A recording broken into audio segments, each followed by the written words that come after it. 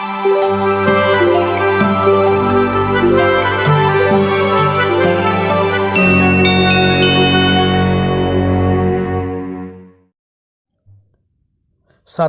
आपका yes master point में स्वागत है। आज हम बहुत ही इंपॉर्टेंट फैक्ट लेके आए हैं।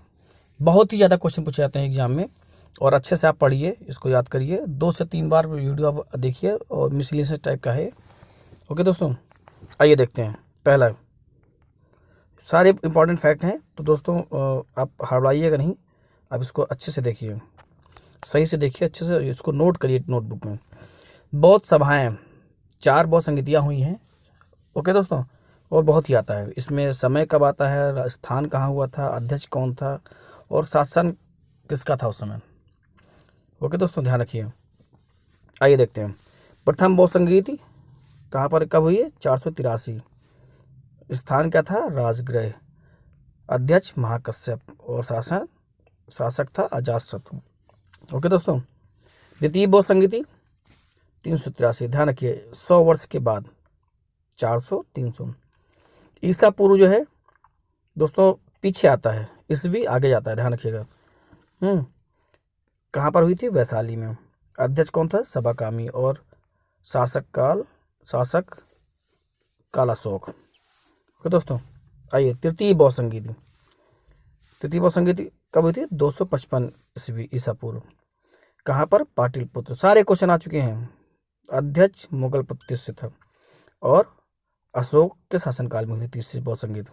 ओके दोस्तों, बहुत इंपॉर्टेंट, ध्यान रखिए। अगला ये चतुर्थ बौद्ध संगीत कब हुई थी? प्रथम ईस्वी में हुई थी, ध्यान रखिएगा, इसका ईयर नहीं मिलता है, प्रथम ईस्वी में हुई थी। स्थान क्या था? कुंडलवन। ओके दोस्तों, कुंडलवन। अध्यक्ष कौन था? वसुमित्र से पहले, फिर इनके बाद जो है अश्वघोष हुए।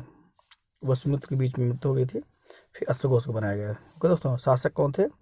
कनिष्क। दोस्तों ध्यान रखिए।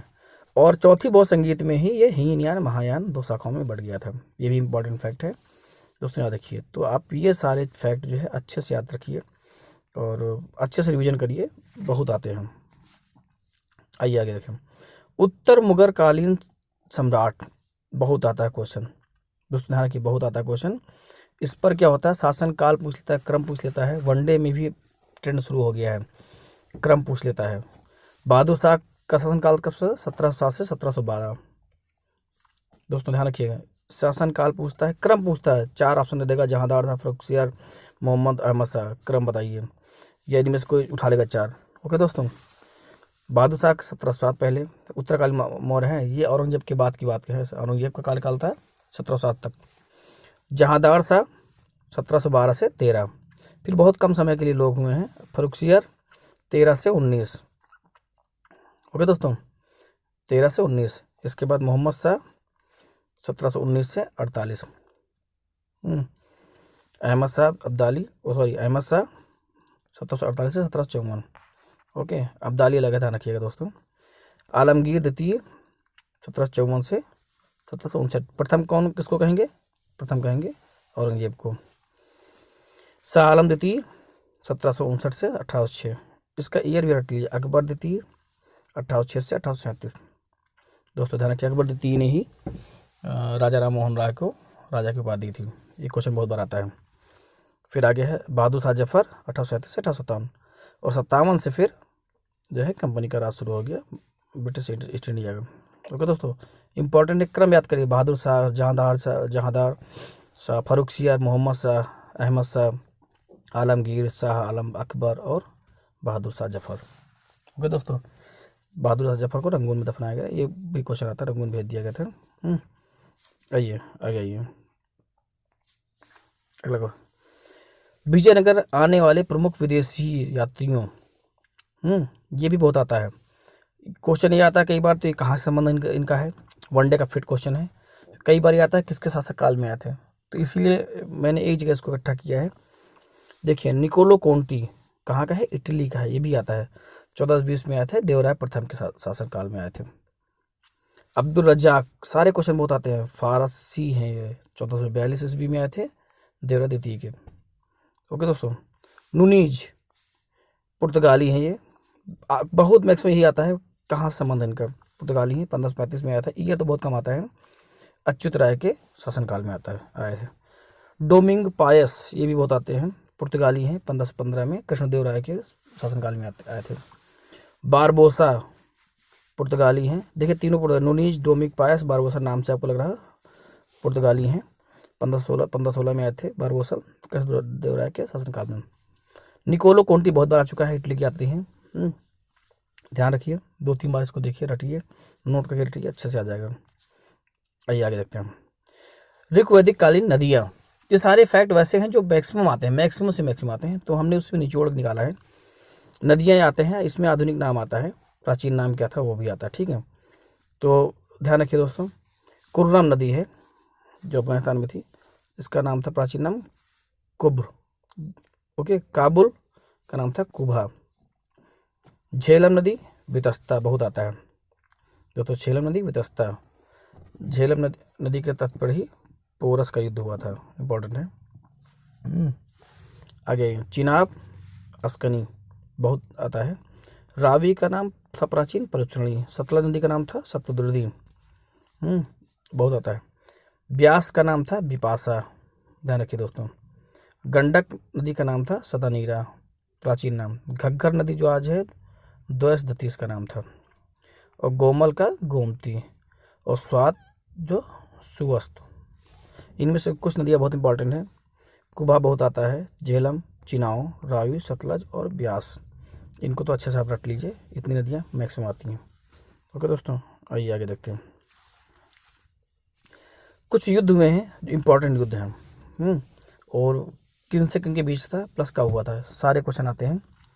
त्राइन का युद्ध, प्रथम युद्ध कब हुआ था, 1191 ईस्वी में पृथ्वीराज चौहान और मोहम्मद गौरी को हराया था। दोस्तों इंपॉर्टेंट बात यह है कि पृथ्वीराज ने मोहम्मद गौरी को हराया था, इंपॉर्टेंट है। त्राइन का द्वितीय युद्ध 1192 में अगले साल हुआ था, मोहम्मद गौरी ने पृथ्वीराज को हराया, इसमें उल्टा हो गया, ओके दोस्तों। चंदावर का युद्ध फिर हुआ मोहम्मद गौरी और जयचंद के बीच में, कब हुआ था, 1194 ईस्वी में, ओके दोस्तों, ध्यान रखिएगा। पानीपत की पहली लड़ाई कब हुई थी, 1526 में, किसके बीच हुई थी, बाबर और इब्राहिम लोदी के बीच। ये भी बहुत क्वेश्चन आता है दोस्तों, तो आप याद रखिए। खानवा का युद्ध कब हुआ, 1527 ईस्वी में, कब हुआ था, बाबर और राणा सांगा के बीच में, ओके दोस्तों। चंदेरी का युद्ध बहुत इंपॉर्टेंट है, 1528 में हुआ था, बाबर और मेदिनी राय को हराया था। मेदिनी राय ने बहुत ही साहस से लड़ाई किया था, बाबर इनको हराया था, ठीक है। ये सारे कुछ इंपॉर्टेंट युद्ध हैं, ये रट लीजिए, बहुत आते हैं एग्जाम में, जो बहुत कहते हैं वही हमने रखे हैं इसमें इस बार। आगे आइए, अभिलेख और शासक किसके शासनकाल में लिखा गया, ठीक है। हाथी गुम्फा अभिलेख तिथि रहित है, किसके राज में, कलिंग के राजा थे खारवेल, बहुत आता है। हाथी गुम्फा अभिलेख के शासक का संबंध है खारवेल का। जूनागढ़ गिरनार में है, तो इसलिए गिरनारगढ़ का अभिलेख भी कहते हैं। जूनागढ़ अभिलेख किसके साथ में, रुद्रदामन, बहुत आता है। आगे नासिक अभिलेख गौतमी बलसरी के उसमें आता है, ओके दोस्तों, गौतमी बलसरी राजा थे। प्रयाग स्तंभ लेख समुद्रगुप्त का है। एहोल अभिलेख पुलकेशिन द्वितीय का अभिलेख है, ओके दोस्तों, पुलकेशिन द्वितीय का है एहोल अभिलेख, बहुत आता है। मंदसौर अभिलेख मालवन नरेश ईश्वरमन का है। ग्वालियर प्रतिहार नरेश भोज का है। भीतरी और जूनागढ़ का अभिलेख, देखिए 2 अभिलेख हैं, एक रुद्रदामन का है गिरनार का, और जूनागढ़ का अभिलेख दूसरा है भीतरी, ठीक, जूनागढ़ का अभिलेख स्कंदगुप्ता, ध्यान रखिए, कन्फ्यूजन होइएगा। देवपड़ा अभिलेख बंगाल शासक विजय सेन का है। इसमें से आप ये रुद्रदामन का अभिलेख और नासिक का प्रयाग स्तंभ में और भी बहुत सारी चीज़ें हैं, जानकारी बाद मिलेंगी। एहोल अभिलेख याद रखिएगा, बहुत आते हैं, ओके दोस्तों। आइए आगे देखते हैं।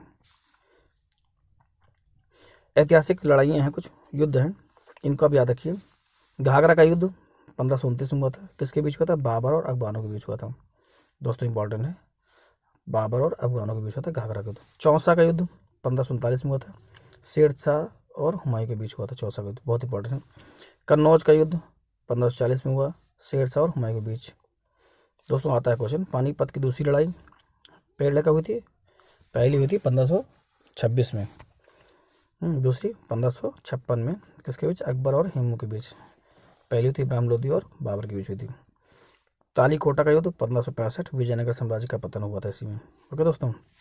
आगे हल्दी घाटी का युद्ध 1576 में अकबर महाराणा प्रताप को हराया था, अकबर ने कब हुआ था? 1556। बहुत आता है क्वेश्चन।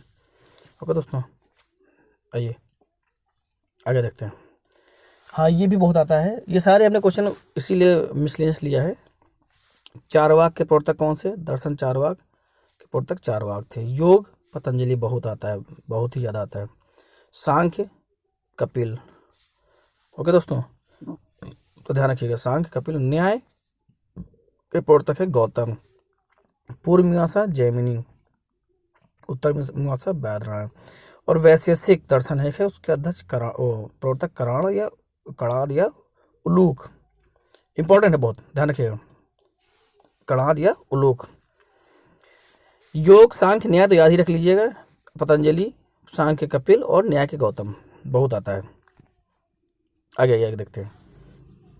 कुछ राजवंश हैं, 5 राजवंश हैं अकबर के समय में। सॉरी, अकबर समय कह रहे हैं, ये कुछ राजवंश है, ये जो है स्वतंत्र हुए थे बाद में, तो ये उनका है।